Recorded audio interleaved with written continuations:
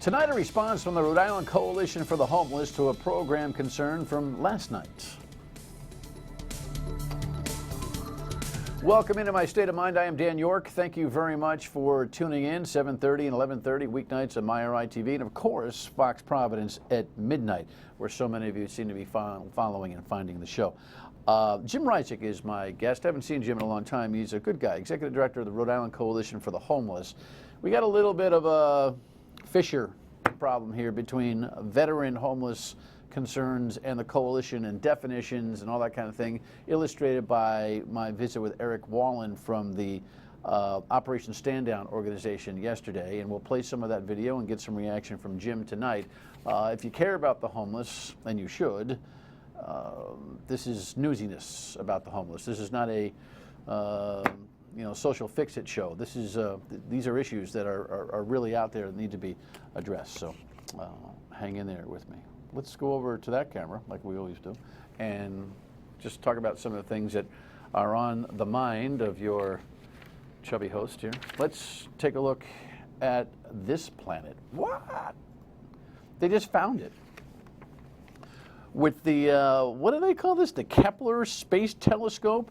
This thing's only 39 light years away. I don't even ask you to do the math on that, but I do recommend that you bring your sunscreen. Ooh. Oh, that's not good. You know, us fair Irish guys. What? Whoa, a day at the beach? I don't think so. But it is, aren't you fascinated by this stuff? The planet is called GJ1132b. There'll be a quiz on that. It's 5 billion, with a B, years old. I mean, let's just drop some acid and think about that. I mean, like, really? I'm not advocating that. 5 billion years old. I'm always conflicted. You know, I'm so fascinated by the intersection of faith and space, the Earth, God, the galaxies, the planets, the system. So we're going to bring some people in to talk about this one, I can promise you. All right. Right. Lexi just said, definitely. Did you hear that? You can yell if you want to. Lexi's our new producer, doing a great job. A little soft-spoken. Not like Jess, who would just yell at me from the corner. Jess is downstairs now. She's good. Hillary the Marine. What? Is that the second time I did that tonight? I guess I'm in that kind of a mood. Hillary the Marine. Oh, my goodness. Here's the headline from this one. Unfortunately, we don't have, because of copyrights and stuff, we don't have the audio. But Hillary the other day was up in New Hampshire talking to the people at a diner, having a little conversation about her life story. And she tells this story about being on campus at Yale and going into a Marine recruiting office. And she says something like this. He looks at me and goes, how old are you? And I said, well, I'm 26, I'll be 27. And he goes, by the way, you want to be the president? And he says, Hillary, well, that's kind of old for us. And then he says to me, and this is what gets me, she says, maybe the dogs will take you. And I guess he was referring to the Army, the Marine recruiter referring to the Army. You know, there's a lot of rivalry amongst our military. You know, I don't know if this is true. She's avoiding bullets sometimes, and she's trying to apply to the Marines sometimes. And a lot of you say, well, it's no big deal, except if you're Dr. Ben Carson, it certainly is, because he's told some stories lately that everybody seems to want to vet and get down straight. I wonder why Hillary doesn't have the same kind of full-court press by the press. Speaking of the press is doing a lot of stories on the rumbling at the campus at the University of Missouri. We've opined about it as well. Headlines continue to come out of there as they try to repair the situation with the president resigning and their chancellor soon too, all over the treatment of black students reportedly on that campus, and of course the threat with the football team. They weren't going to play this weekend, and as soon as that happened, the economics of that, $1 million fine and a whole bunch of other repercussions, caused it all to come tumbling down. The kids, African American or Caucasian, are all on campus for one reason though, right? We're here for the same goal. We're here to accomplish the same thing. We're all here to get an education. We all got in, we're all here. Well, here's the thing. Now, Ithaca Is Ithaca a university or a college still? They're a college. Ithaca College had a big to-do here, I think, yesterday and today. They're now gunning for their president because of race equity issues, reportedly. Brown University is forming a solidarity protest, but, you know, you don't worry about Brown too much because they protest the weather at Brown. They just, that's what they do at Brown. They protest. But I would just ask you, as you're looking at these university stories, to dig in a little bit. Understand that there's more to it than the accusations, that there are points of view on all sides here that need to be visited. And if we're just going to start headhunting administrators over racial tension on campuses, that's probably not going to end up being a constructive means to whatever end we all want to achieve, right? Which is equity for everybody. And every campus has its own soap opera saga, so pay attention to the details as each of these universities and colleges start to tell their stories of woe. Speaking of woe, another transitional remark there, the war on smokers just continues. Did you see this? The feds now want to eliminate all smoking in public housing. That is a nearly $1 million decision. I should say a 1 million household decision. A million people living in public housing subsidized by the feds, and now this kind of restriction is weird. I'm not a smoker. I might light up a cigar on the golf course every once in a while. Guilty. But I've never had a cigarette in my life and don't intend to, and I just know so I'm not defending my own habit. But we are in such a place right now of conflict when it comes to tobacco in this country.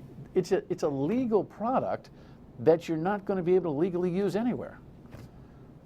It's probably the worst slow drip on freedom in our history. Think about that. And Macy's, I guess, is hesitating to change its ways, and now it's hurting. They're having a 5% hit on their projections on income. They're getting headlines like this where I guess they're having a little internal conflict on using their off-price backstage stores. Now look, you could ask me to go shopping, and I would rather, I don't know what I'd rather do versus going shopping. Let's just put it this way. It's not my favorite gig at all. We'll go together, Dan. Lexi says she'll take her. Well, you know, my daughter gave up on me a long time ago, so you're not getting me to go shopping. But here's the point.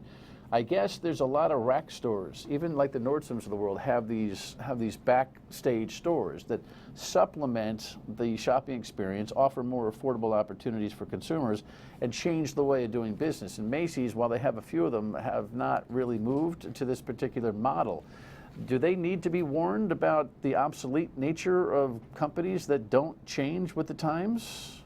I think they better get the message, or they too, another American signature company, will be out of business. Your state of mind is important to us. Call us, 228-1886.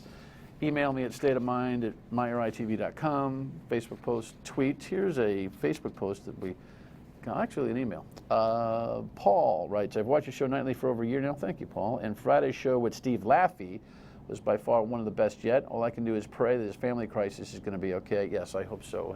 One of his family members is struggling with an illness, and we're all praying for that outcome. And pray that he'll run for governor of our misguided, leaderless, anemic, stalled, and pathetic state of Rhode Island. Woo. Yeah, Steve was here the other day. By the way, I think Lexi likes this picture. Anyway, that was he and me afterwards. We put that out on social media. We're doing a whole lot more on social media. What should I tell them about that? We're on Twitter, right, at Dan York Show. And we're doing all sorts of things on our Facebook page soon, and we're going to have an Instagram account. Do we have that yet? It's coming. And especially, there's all you social media geeks out there. I'm going to be one too soon. Pictures like that are on there. All right. That's it for that part of the show. Can I just show you a couple of headlines, Steve? This is what we're going to talk about coming up here tonight with our guest. So this headline came out last week, Rhode Island on track to end homelessness for vets. And it caused this headline almost immediately within a week.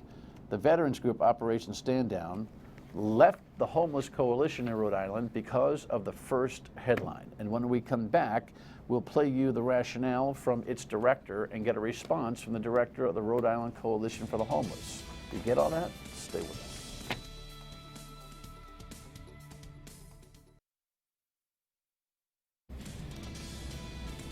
All right, so the Rhode Island Coalition for the Homeless kind of put out the word reportedly. We'll get the clear answer here, I hope, tonight. That you know, the veteran homelessness thing is almost, you know, fixed, and then Operation Stand Down Rhode Island, who deals with veteran homeless issues, you know, oh no, and we're out. We're withdrawing from the coalition, and its fine director explained last night why. The issue with the headline was this. We have worked with the coalition. We have, in fact, my director of supportive services, the retired State Command Sergeant Major John McDonough, has been the chairman of the Veterans Subcommittee of the entity that has been directing this whole process of placing veterans.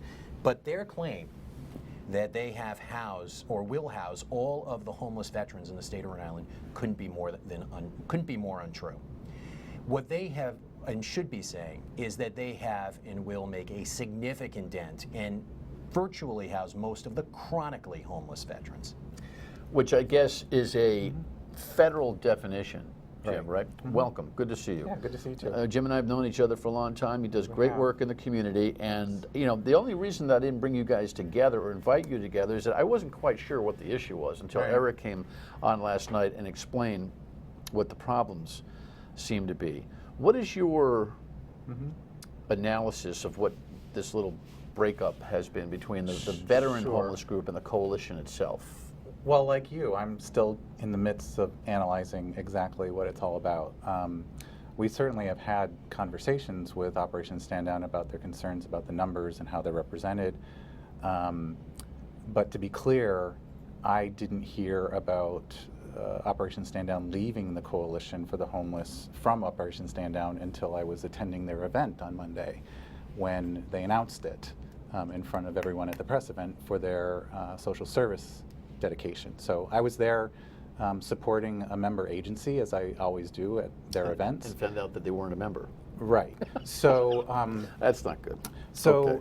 you know, from our standpoint, I understand, like you said, the definition of chronically homeless and the definition of homeless is a federal designation. So the Zero 2016 campaign has been working with both of those definitions. In fact, when Zero 2016 said we want you to house all chronic homeless veterans in your state, we pushed back and said, no, we want to house everyone who comes into the homeless system. We should say Zero 2016 is a federal goal from the White House to have zero homeless by the year 2016, correct? It's supported by the White House. It's actually a private initiative through Community Solutions in New York City, Okay. Which has worked very closely with the White House, the Interagency Council on Homelessness at the federal level, HUD, everybody. This is in support of the federal and state goals to end homelessness in each location. Okay. So Eric kind of sprung it on you there. There's an undertone of anger that comes with this, and the definition of chronic has some standards. You have to have been out for a year without a home, Right. or Well, let me certain tell you the number of reason. intervals. Let me tell you the reason why we concentrate on the chronic definition, the homeless definition, Okay. and then we can get into others. Each one of them carries with them criteria for qualifying for certain types of housing. So if there are certain types of housing that are specifically funded by the federal government for chronic homeless people, if you don't meet that definition, you can't have that housing. So we need to know who those people are, and meeting that definition helps us figure out who they are so we can put them in the appropriate levels of housing. That being said, we have problems with the chronic definition as well. And Eric Hirsch, who works with us, who's on the faculty at PC and does most of the research in this state, has worked on going up through the chains to figure out how to affect change at HUD in the federal government about how we do that chronic definition, how we characterize it.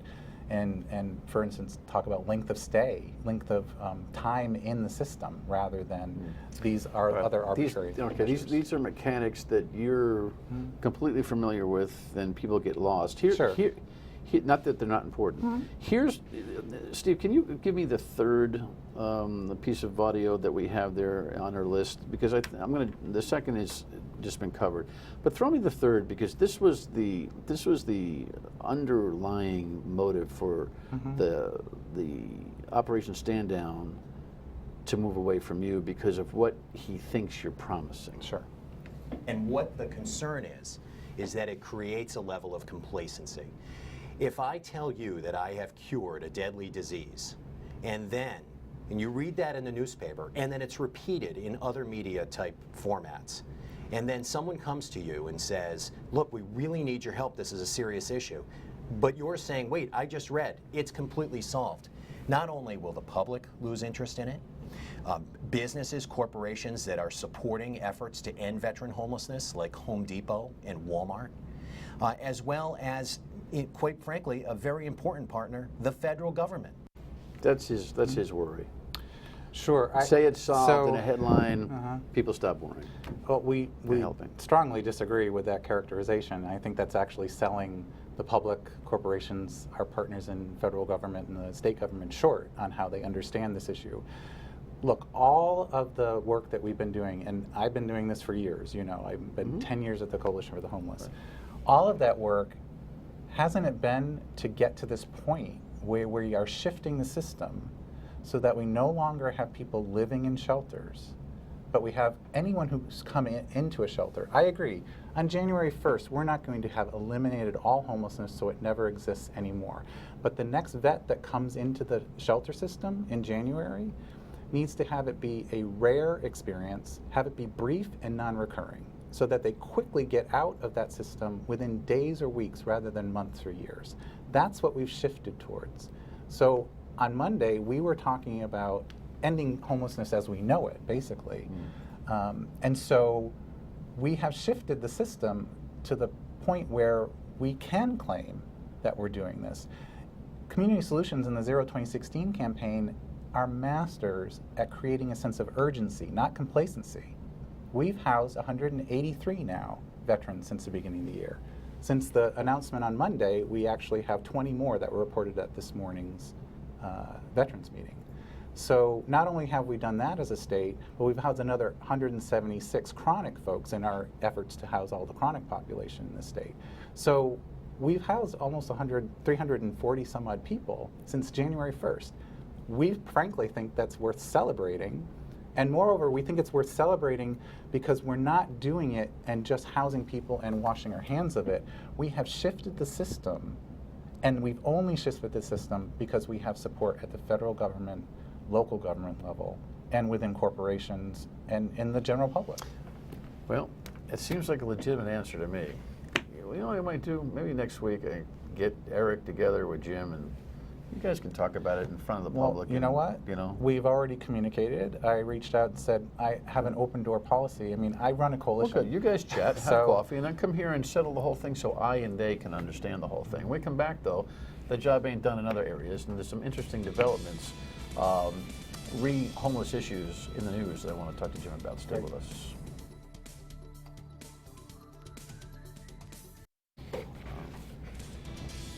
All right, you know, we only have a handful of minutes with Jim Ryczek. It reminds me that you need to be here more, because there's stuff, there's so much stuff with the work that you do, and you do in a lot of ways. I think you do a lot of God's work. The homeless work is unfortunately never ending. I was thinking as we talked about the veteran part last segment, you know, when successes or goals have been met, they should be articulated. Right. Because there is this feeling, oh, the homeless thing, social work, Exactly. an ongoing, you know, Right. you know, and people like you need your job, so you want to keep all that crap. I know. But there's a couple of there's room for a lot more conversation. But there's a couple of things in the news that I think are kind of important. I've been fascinated by the sex offender conversation. I think I've horrified some listeners by suggesting that I agree with the ACLU, listeners and viewers. I agree with the ACLU that, you know, bopping homeless around and extending the walk-around zone or the living zone rather, close to a school Right. from 300 to 1,000 feet is going to solve anything. You know, where their address is has nothing to do with where they might walk. Right. And so you think, I'm guessing, that this is going to have an impact on homelessness because we're going to arbitrarily chase sex offenders around. Does that make, yes? Right. Well, you know, to be clear, we support strong sex offender Me management too. in the Like, I'm community. about throwing the Right. key away. But And- if they're out there, Right. The issue is how do you, you know, stably house folks, get them sufficient income and treatment, which are the three things that reportedly reduce recidivism or eliminate it. So our concern is that you're destabilizing people who are already stably housed, and so if they're succeeding in not committing crimes again, we're destabilizing what's already set for them or is working. The other issue is for the folks that are coming into the homeless system, it's hard enough to house somebody who's falling into the shelter system. When you put up more and more barriers and you start drawing these restriction lines around where people can live, you create these small little pockets that are very, very difficult to get people to find places for people to live. yeah, well, I think it makes perfect sense. I want to do more on that conversation with the ACLU, and believe me, I'm glad you said what you said. I'm not sitting here cheerleading for sex offenders, but you know what? If they do their thing and they get out, Right.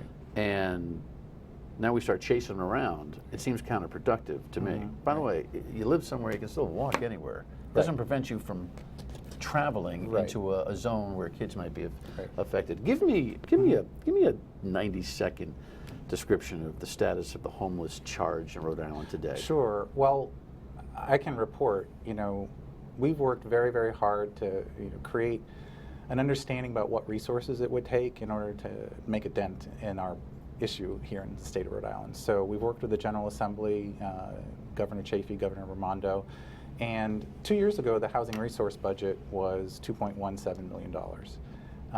This year, because we worked with them to put a dedicated funding stream in place where a little small piece of a transfer tax when you sell your home goes specifically to these purposes, we're about to pull in $4.7 million this year. So that's where we're going to get the resources to make sure that we not only house the chronic population, people falling into the homeless system, but also really push to get diversion services and people who are at risk of homelessness taken care of too. Are you in place to make it a better winter? Oh yeah, well, the winter shelter system has actually become a routine funding priority for the state, which I'm very proud to report. All right. Well, I'm sure it's due in large part to your tenacity and advocacy. And others, that lots way. of others. All right, Yeah. good. Good to see you. Fix this thing with the veterans, will you? We will. Just yeah. fix it, and then come back and we've tell me had that some it's fixed. communication, so we're going to be meeting. All right, good to see you. Final word when we come back. Stay with us.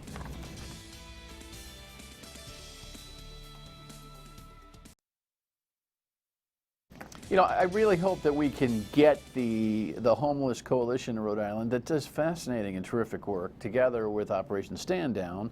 I think the next week or so is going to cause them to have some mediation and discussion, and they can get back into the fold, so to speak, with each other, because at the end, we're just trying to do good work in the community, right? For veterans and others who are homeless. And I have a confidence that they will. And when they figure it all out, we'll bring them back for a conversation and a report out on that. Tomorrow night on the broadcast, we will have a full show on tolling here in the state of Rhode Island. We've got a state representative who says we should make a constitutional amendment to prevent the state from tolling cars. Kind of a way to jam up the Raimondo plan, but not really. And a Brown economics professor who says, no, he's got his own point of view on the entire idea. All tomorrow night. And of course, we'll see you tomorrow afternoon at noon on WPRO. You have a great evening. Thanks for watching.